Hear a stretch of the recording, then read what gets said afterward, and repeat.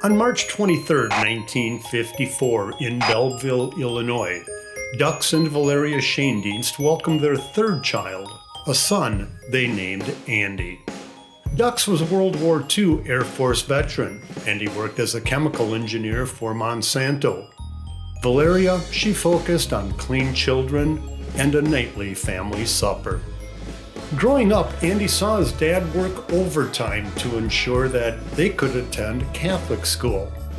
Dux often stated, "If you believe in what you are doing and don't give up, anything is achievable."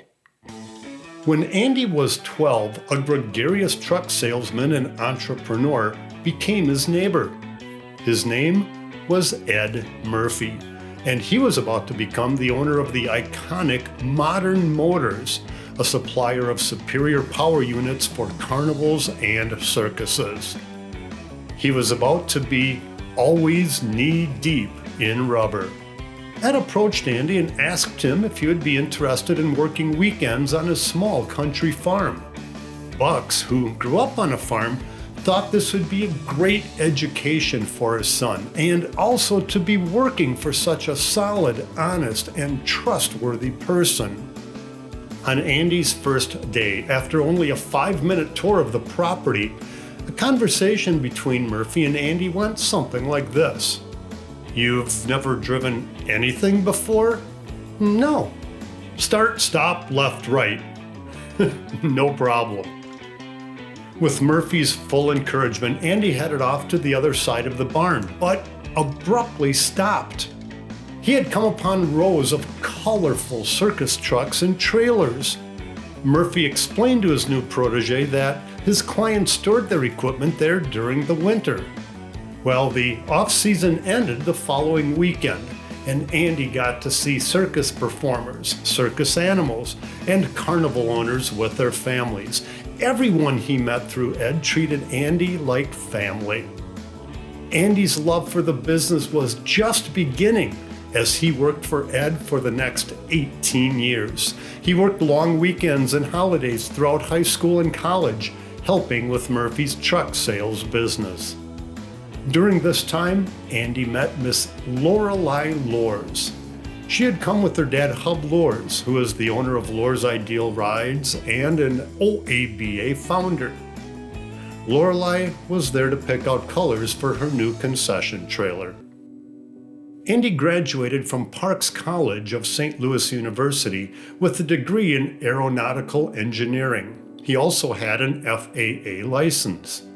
A new company named Federal Express wanted to hire Andy and asked him to come to Memphis, Tennessee the following Monday for an interview. Well, on the preceding Thursday, Ed Murphy asked Andy to deliver a carnival truck to North Dakota. The trip to Memphis never happened. Over the next decade, Andy bought, sold, and delivered trucks and equipment to carnivals and circuses throughout North America. He worked with big and small operations, making friends all along the way. The industry flourished, and Andy learned that a handshake from a reputable owner was money in the bank. One day in the summer of 1984, Ed Murphy threw a note on Andy's desk which read, "Hub's daughter Lorelei wants to buy a sports car. Can you see what she wants and fix her up?"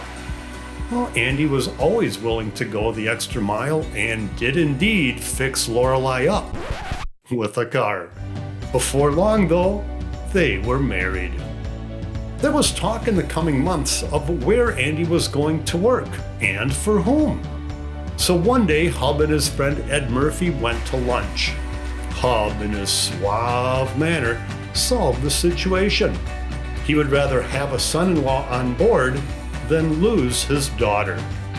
With that decision made, Andy set his sights on Lors Ideal Rides. He brought his work ethic and skills and went to work for his new father-in-law. Not only was Hub his father-in-law, but he quickly became Andy's teacher, mentor, and friend.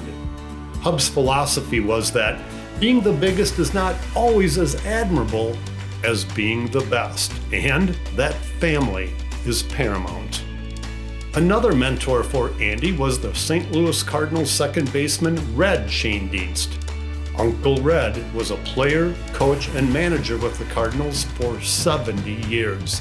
His loyalty and dedication to baseball, as well as family, paralleled the way Hub related to the outdoor amusement business and the family. They were both seasonal businesses, and keeping the balance was not easy, but it was their goal. Andy says that Uncle Red and Hub were a lot alike, both loyal to their commitments. It was from kids collecting baseball cards that they learned to pronounce the name Schoendienst. In 1994, Hub retired. Andy and Lorelei teamed with their sister Jean and brother-in-law Joe Clare to purchase Lore's Ideal Rides. They were later joined by their son Andrew and niece Kristen. Both college graduates are active participants in the show, with Andy as general manager and Kristen as marketing director. Both are proud members of the fourth generation of Lore's Ideal Rides. Andy was the chairman of the OABA in 2008. He led the IAFE OABA Committee on Best Practices. Andy and Lorelei have been involved as board members and fundraisers for the OABA for more than 40 years. Andy is also past president of the Showmen's League of America in 2019 and the St. Louis chapter of the Showmen's League of America in 1990. Andy believes that the OABA is the industry's most effective tool in continuing the tradition of safe family entertainment, educating our members, and providing quality guest experiences for decades to come. Tonight, Andy Schoendienst is inducted into the Outdoor Amusement Business Association Hall of Fame.